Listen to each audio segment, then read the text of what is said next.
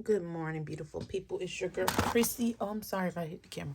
And I'm back with another video. Y'all, we're in Mark 5, and it's beautiful, it's beautiful, it's beautiful. If you read the Gospels, I guess I'll give y'all a disclaimer, but if you read, then you know that it's almost repetitive reading the Gospels because it's different, I guess, people telling a story that they know. Um,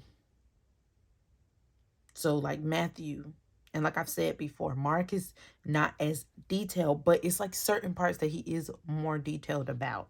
I will say that.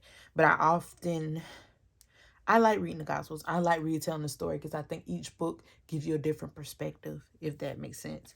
So we're gonna get in Mark 5, which everybody I think knows this story. And when I say everybody, I mean like people that been in church for a very, very long time, because you know it's key stories that's taught a lot of.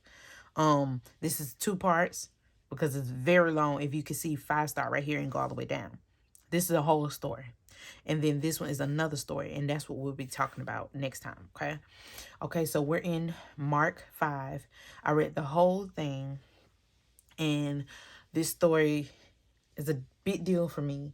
I've laughed at the story many times. Not laughed like, oh, God's a joke. No, God, no, God knows that's not true. But I laughed at it just how things happen.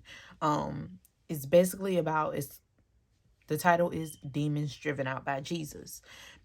And I do remember the story about uh the young boy who had convulsions. His daddy went to get the disciples because he knew they was rocking with Jesus, and he felt that they were just as powerful as Jesus was, which technically they were supposed to be, but it was a matter of their lifestyle. Okay, I ain't gonna go too deep in that because then I'll be talking about another story. So here we go. This is Jesus all by himself. Jesus had went to another region called Gerasenes. Okay, now, as soon as Jesus' foot touched the land, the demon came to meet him. He lived in tombs. Now, y'all know what tombs are, right? I like to give definitions about stuff because I think it gives a more clear or crisp look at things. Tombs are where dead people go.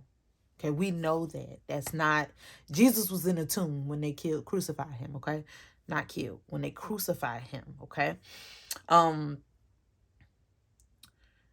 They tried to restrain the man that lived in the tombs, but no one was strong enough to subdue him. Now, this is what the scriptures say, and it's right here. I highlighted it. No one was strong enough to subdue him. So I looked up the word subdue. Yes, I use my context clues. I honestly know what that is, but I like to look at the definition to give me a better understanding. It say subdue means to overcome or bring under control a feeling or a person. Okay. He said nobody was strong enough. Okay. That alone tells me it's the same story as the little boy with convulsion, because people probably was physically trying to control him instead of doing it spiritually. But here we go. When he saw Jesus from a distance, he ran over and knelt down. Y'all heard that? He knelt down. He ain't run up in his face like, "What's up, Jesus?" No, he ain't do that. He knelt down. A demon. Okay. Even the demons must respect Jesus. So why can't we make the demons respect us? Anywho, the demon was afraid that he would be tormented at that moment. So, but I wonder what torment he was actually speaking of. I really do want to know, because you've been tormented for God knows how long. If I dig deeper, I'm pretty sure maybe I'll get that he was tormented this long. But I want to know, like, you were tormented within this person's body for I don't know how long, and yet you're worried about being tormented. So I wonder, that had my mind or my wheels turning, like, was he talking about the end of time torment, hell per se? Or was he talking about a different kind of torment? But I really felt like it was like, didn't want to go back to hell kind of thing. But that's just me, or what I've been thinking. Okay. Um, the unclean spirit. Jesus asked his name. Now, as he runs up to him and asks about being tormented and all this good stuff, Jesus immediately says, "Come out of the man, you unclean spirit." But then he asked him, what is your name? Now, the demon says, my name is Legion. He even got extra with it. He said, because we are many. I felt like, okay, you giving definitions, okay, like Jesus don't know. But anywho, I felt like Jesus, because who he is, he did that for the record, for us to know. Because there's no way that Jesus didn't know what he was dealing with. He wasn't confused. He knew what was up. It's the fact that you had already told that thing to come up out of there. Come out, you unclean spirit. Now, it doesn't say unclean spirits with an S, but it didn't matter. When he asked him what his name was, I felt like I need this to be in the book. I need them to know what's going on. This ain't one spirit I'm dealing with. I'm dealing with multiple spirits. But because of the power from God, I'm able to make this thing move, okay, without putting my hands on him, okay? So, the demon did not want to leave the city. He didn't want to leave the city. He basically told Jesus, please don't send me out of the region. I was like, what? But you already know. That's just like where you at when certain things happening with governors and the Supreme Courts and stuff like that. You know, they doing what they want. They know what they doing. They know where they were at. They know what they doing. Them demons ain't done. Y'all don't get it twisted. They ain't done. They done, but they ain't done. Anyways, and so then Jesus is like, okay, you don't want to leave the city, but you got to go somewhere because you ain't staying here in this man's body. You feel me? So the demon did not want to leave, so he begged to be released in the herd of pigs. I'm like, wow. Y'all see how I said they not dumb, but they dumb? Yeah, why pigs? So y'all want to act up at somebody's farm, is what you saying to me? You trying to act up on somebody's farm and mess with them people. But Jesus is 30 steps ahead of you, my love. So he gave him permission. Because like I say, the demons respect Jesus. So that means they can respect us. If Jesus wants to walk like him, do the works that he did, that means we can make demons respect us, y'all.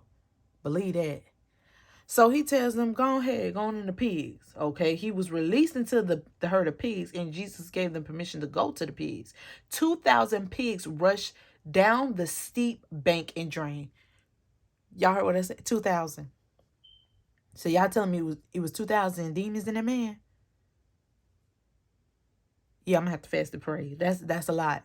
That's a lot. That's yep. So with that being said, they steeped down and drowned. Okay, the owners of the pig, which I kind of believe they was a little upset about the pigs. I know they was trying to act like, oh my gosh, what happened? But I think they was mad about them 2,000 pigs because that probably was their money, and now the pigs are gone. Now how they gonna make money? They probably got chickens and cows. I don't know. But that's a lot of pigs. I felt like they had spent their life savings on the pigs. I don't, but that's just me. So the owner of the pigs, they did hoopah, my pigs. So then they go into the region and they tell everybody. So they go and run their mouth, okay, like most people do, word of mouth. They telling them all the business. This man up here, he didn't put the demons in the goddamn pigs. Now my goddamn pigs then went down the steep. They gone now, y'all. What? And then you know the nosy old people. They like, where? Show us. We finna, girl, come on. We finna go see what he talking about. Because I know this ain't real. I know he playing. So they all follow him. Literally, this is what it says. He ran off and reported to the town. And then when everybody came back and the people went to see what happened, this what really got them. This verse 15, chapter 5, verse 15. They came to Jesus and saw the man who had been demon-possessed sitting there and dressed in his right mind, and they were afraid. So basically, the man was sitting there like he had some sense again, which they haven't seen him do in a long time, and it made their nerves really bad. They wasn't with it. Now, the pigs that are ran down. They didn't see all this with the demons and stuff, but it was the fact that the man really was cleansed of the demons that really tore their mind up. I don't understand that. I'm like, wow, people are weird. They actually are weird. So with that being said, they were so scared that they really asked Jesus to leave. After he cured something like that, they wanted him to leave. But it wasn't no big deal. You know, Jesus ain't really making no big deal if you tell him to leave. That's your loss. You know, he gonna do what he got to do. But as he was leaving, the man that he healed from the demons, like, begged Jesus, can I stay with you? Like, I know what you can do. Look what you did for me. I want to be with you at all times. I have to be in your presence. And Jesus was like, this ain't your walk, my boy. Your walk is a different way. So no, but I do want you to go back home to your own people and speak of this testimony. Tell everybody that you can. And this man was very obedient. And I think I would be too if 2,000 demons came out of me. He was very obedient, and he told his testimony to a city of Declopolis. I think that's what it was. And the people were amazed. They didn't say that the people was looking at him like, They were amazed. And I guarantee some of the people went to go find Jesus. I guarantee they went to go find him because they heard what he can do. You know, people don't want to talk about it, but a lot of people believed in Jesus. They believed a lot of things, but a lot of that stuff was selfish needs.